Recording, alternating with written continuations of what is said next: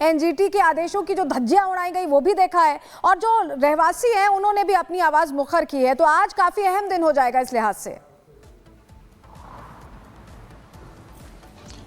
निश्चित तौर पे अगर हम आज की सुनवाई की बात करें, क्योंकि आज फैसला है वो आ सकता है, और अगर हम फैसले की बात करें तो किस चीज़ पर फैसला आएगा वो सबसे पहले दर्शकों को बता दें कि जो ऑल हिमाचल मुस्लिम ऑर्गेनाइजेशन है उसने एक याचिका डाली थी, और याचिका डाली थी जो 5 अक्टूबर को नगर निगम ने जो फैसला दिया था, जिसमें अवैध रूप से जो 3 मंजिल इमारत का निर्माण किया गया था उसको ढाने का, उसको लेकर है जो चैलेंज है वो डिस्ट्रिक्ट कोर्ट यानी कि जो जिला अदालत है उसमें जो दूसरा मुस्लिम पक्ष है उसने किया था, और आज उसी पर ही है वो फैसला आना है। आपको बता दें कि इस पूरे मामले में 4 बार सुनवाई हुई है, और पिछली सुनवाई में जो संजौली मस्जिद कमेटी के जो अध्यक्ष रहे हैं मोहम्मद लतीफ़, उन्होंने हलफनामा है वो दायर किया था, और सवाल इस बात को लेकर उठाए गए थे कि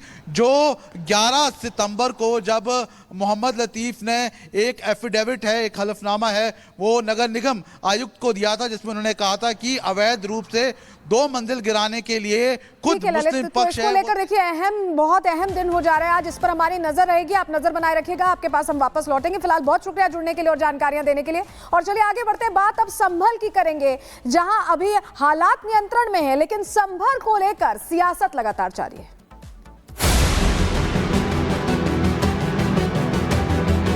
मुझे इसलिए नहीं जाने देना चाहते होंगे कि इन्होंने तमाम प्रकार के गलत काम किए हैं, वहाँ गोली चली है, लोग मरे हैं।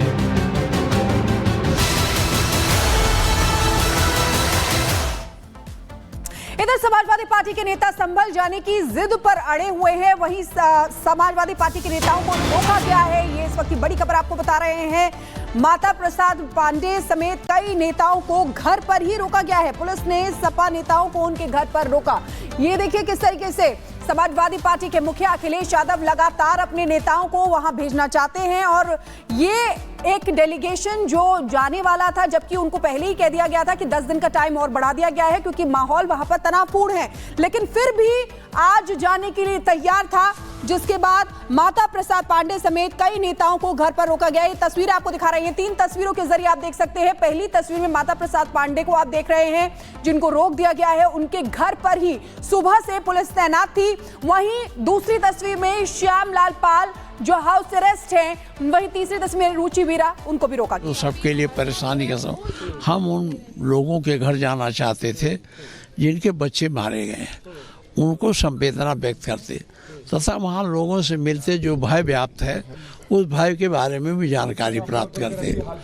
और डीएम से भी आपका संवाद हुआ, क्या बोल रहे थे डीएम आपसे? डीएम वही कह रहे थे साहब ना आए, कार्यालय भी नहीं जाने दिया जा आपने रहा क्या बोला? है, तरीके से रोक दिया गया। हमने कहा भाई हमको तो 3 दिन के डीएम ने इन्होंने हमसे कहा था, क्या कारण डीजीपी ने, कि हम 3 दिन बाद जाइएगा। 3 दिन के बाद किया तो उन्होंने कहा कल जुमा है न जाइए। अब आज बातें नहीं हुई हमारी, हम सोचे उनका जो टाइम दिया था खत्म हो गया तो आज जाने की तैयारी की। अच्छा, वैसे भी वो 30 तारीख तक ही प्रतिबंध लगा था, 30 तारीख के बाद तो नहीं था। उन्होंने अब फिर प्रतिबंध बना दिया, और पहले कहते 30 तक हम शांत व्यवस्था कायम कर लेंगे। इसके माने वो वहाँ की स्थिति संभाल नहीं पा रहे। अगर संभाल पाते तो 10 तक क्यों बढ़ाते? तो इस अपनी स्थिति को बचाने के लिए, अपनी नाकामी बचाने के लिए प्रतिनिधिमंडल को रोका जा रहा है। आप वहाँ जाते तो आप क्या करते, जरा बताइए कि आप जाते तो वहाँ संवेदनशील जो हमारे जो लोग मारे गए हैं गोली से, उनके घर के परिवार के पास जाते, उनके प्रति संवेदना व्यक्त करते, तथा जो वहाँ भय व्याप्त है उस भय के बारे में बात करते, और घटना के बारे में भी उन लोगों से बात करते।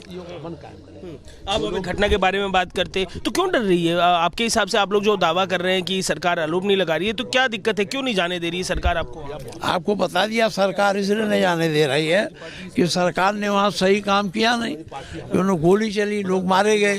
अगर इसका पर्दाफाश हो जाएगा तो सरकार की किरकिरी हो जाएगी, इसलिए नहीं जाने देना। घर पर कुर्सी में बैठे हैं, धरने पे बैठे हैं, हाउस अरेस्ट है, क्या नहीं है हाउस अरेस्ट क्या, मैं एक तरह से धरने पर गाड़ी में बैठा था तो हमको ले आए बुला के बात करने के लिए पुलिस वाले, अब यहीं बैठा हूँ।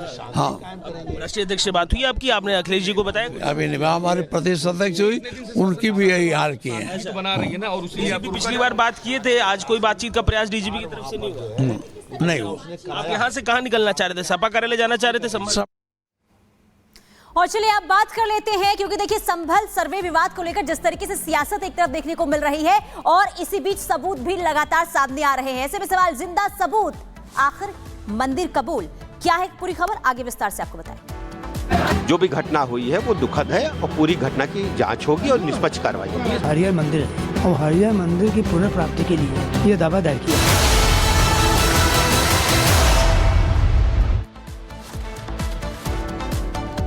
तो देखिए, संभल में जिस मस्जिद को लेकर विवाद है उसका एक पुराना नक्शा सामने आया है जो हम आपको दिखा रहे हैं। 1100 साल पुराने इस नक्शे में संभल के तीर्थ स्थानों, नलकूपों और नदियों का जिक्र है। आप भी इन तस्वीरों में देखिए कि कैसे प्राचीन नक्शे में हरिहर मंदिर का जिक्र है। ये जो नक्शा है ये आपको दिखा रहे हैं 1874 का, जिसमें आप देख सकते हैं कि तमाम चीजें यहाँ पर बनी हुई हैं और जो हिंदू पद्धति से जिस तरीके से पूजा की जाती है, जो चीजें होती हैं वही यहाँ पर नजर आ रही हैं।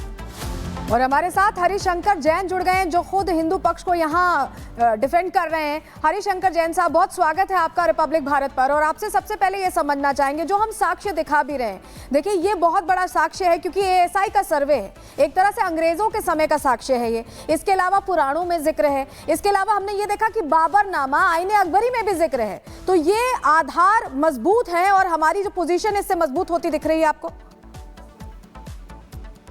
देखिए, पूरा दावा बहुत सोच विचार के और काफी रिसर्च के बाद दाखिल किया गया है और इनमें उन सारे तथ्यों को रखा गया है जो साबित करते हैं कि पूर्ण रूप से मंदिर है, हरिहर मंदिर था और है, और इसके इर्द गिर्द चारों तरफ वहाँ पर तीर्थ स्थान है, जैसा आप नक्शे में आपने दिखाया है। इनकी संख्या 68 है। 68 कूप है जहाँ हिंदू पूजा बराबर होती रही है। यही नहीं, जो विवादित इमारत है जिसको ये मस्जिद कहते हैं, वहाँ भी कूप है और वहाँ कूप पर हिंदू जनता पूजा करती रही है और बराबर करती रही है। तो ये जो सच्चाई सामने आ जाएगी जी, और वहाँ अगर खुदाई हुई या कोई बात हुई तो मालूम पड़ जाएगा कि पूरा नीचे हिंदू मंदिर है और उसके अवशेष हैं, टूटी टूटी मूर्तियां नीचे पड़ी हुई हैं। ये अभी हालांकि समझना चाहेंगे, देखिए मुरादाबाद का गेजेटियर भी हमने दिखाया था रिपब्लिक भारत पर, वो सरकारी दस्तावेज है। उस सरकारी दस्तावेज में बाकायदा ये जिक्र है कि एक किला था, एक कूप था जिसका जीर्णोद्धार किया गया और उसे मुसलमानों ने ये कहा गया कि मस्जिद में परिवर्तित कर दिया। वो सरकारी दस्तावेज है, उसमें किसी तरह की छेड़छाड़ की कोई उम्मीद नहीं। अभी भी अगर जो लोग देखना चाहते हैं वो मुरादाबाद मंडल के अंतर्गत आता है क्योंकि संभल, तो उसमें मेंशन्ड है, वो भी आप लोगों के लिए एक मजबूत यहाँ पर आधार बनेगा। 1968 का वो गजट है उत्तर प्रदेश सरकार का, जो साफ साफ हरिहर मंदिर लिखा हुआ है। और हरिहर मंदिर के नाम से मशहूर जगह है। किसी के कब्जा कर लेने से या कब्जा करके किसी धर्म स्थान पर नमाज पढ़ लेने से वो मस्जिद नहीं हो जाएगी। मस्जिद जब तक साफ जगह पर न बनाई जाए, वक्फ न की जाए, तब तक तो मस्जिद नहीं हो सकती है। बिल्कुल सर, जिस तरीके से यहाँ पर लगातार जिक्र करते हैं प्लेसेस ऑफ वर्शिप एक्ट 1991 का जिक्र करते हैं मुस्लिम पक्ष लगातार, लेकिन इस अगर नक्शे को समझा जाए, ये नक्शा साफ साफ दिखाता है कि हिंदू पद्धति से जिस तरीके से पूजा की जाती है, उसमें जिस तरीके के चिन्ह होते हैं, निशान होते हैं, यज्ञ कुंड, इसमें हवन कुंड बना हुआ है, वो बिल्कुल वैसा ही है। देखिए, प्लेस ऑफ वर्शिप एक्ट के बारे में मिसनोमर है और ये मुस्लिम पक्ष द्वारा और जो तथाकथित सेकुलर है, एंटी हिंदू फोर्सेज हैं, उनके द्वारा फैलाया गया है। प्लेसा वर्शिप एक्ट में लिखा हुआ धार्मिक स्वरूप नहीं बदला जाएगा। हरिहर मंदिर का धार्मिक स्वरूप, उसके चारों इर्द गिर्द कुंड का होना, 50 धर्म स्थान का होना, इस बात को साबित करता है कि केवल मंदिर है और इसका धार्मिक स्वरूप मंदिर का है। तो प्लेसा वर्शिप एक्ट तो बिल्कुल गलत है, वो अप्लाई ही नहीं करता है और केवल बरगलाने के लिए प्लेसा वर्शिप एक्ट की बात कही जाती है। और वर्शिप एक्ट ये कभी नहीं कहता कि आँख मूंद के कोई बात मान लीजिए। उस बिल मैं रिपीट कर रहा हूँ, उसमें लिखा हुआ है कि religious character will not be changed.